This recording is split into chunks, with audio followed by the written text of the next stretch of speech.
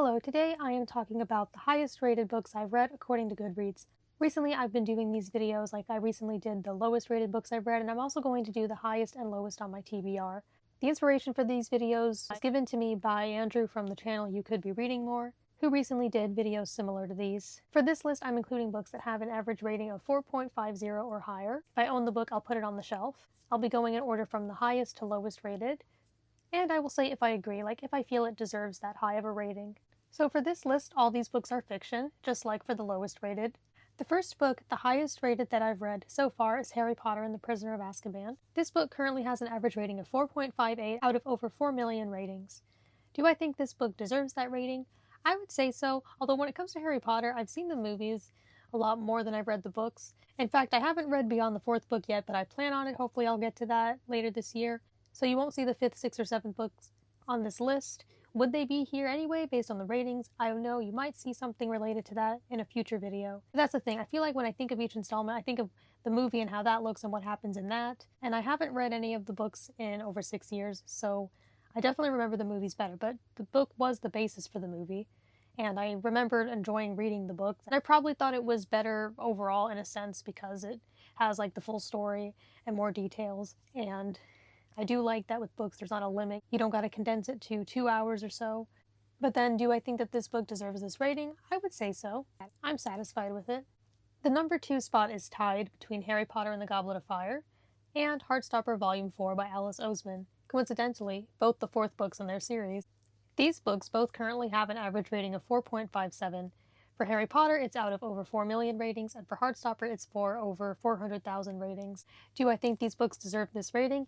Yes, I definitely think so. I have not read all the Harry Potter books yet, but I have seen all the movies, and I feel like currently The Goblet of Fire is my favorite. Now, once I read the rest of the books, that could change, but I've always felt that that one was my favorite. The Prisoner of Azkaban seems to be a lot of people's favorites, and I'm not entirely sure why that is.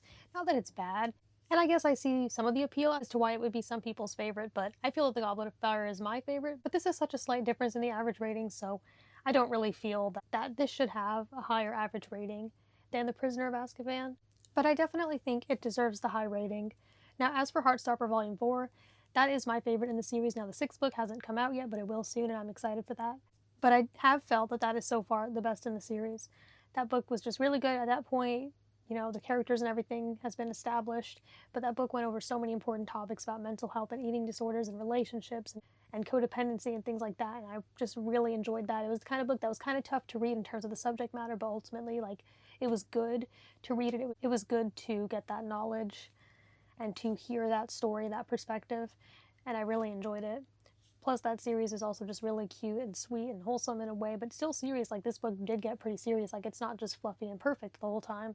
And I just thought it was a good mix, and I just love the relationship between the main characters in the book, and some of the characters are very nice and lovable. So yeah, I definitely think both those books deserve that rating. The third spot on this list goes to the third volume of Heartstopper, which has an average rating of 4.54 out of over 500,000 ratings. Now, I am pleased that the fourth volume is the highest rated. Do I think the third volume deserves to be so highly rated as well? Yeah, I would say so. I know the fourth was my favorite. I don't have a rating of each book in the series. I don't remember if, for example, I liked the third the second best. But the fourth spot on this list is Volume 2, so I don't remember if I liked 3 more than 2, but I would say this could have a spot on there as well. Volume 2 currently has an average rating of 4.51 stars out of over 500,000 ratings. And I just like the series as a whole, so I don't mind that a lot of these spots go to that series. Of all the main books in the series that are out so far, Volume 1 is not on this spot, which makes sense because for a lot of people they'll just read that one and not the other, so they may not like it, and more people have read that one, so it's more likely to get a lower rating. And then there's Volume 5, which honestly has been my least favorite so far, so I'm fine with that not being on the list. But not that it was bad, I just didn't like it as much as the others. There were still good things about it. And then lastly for this video, there is Sunrise on the Reaping by Suzanne Collins, which currently has an average rating of 4.50 out of over 1 million ratings. And I thought this was pretty good. I really enjoyed this book. Was it my favorite in all of the Hunger Games? No, I would not say so.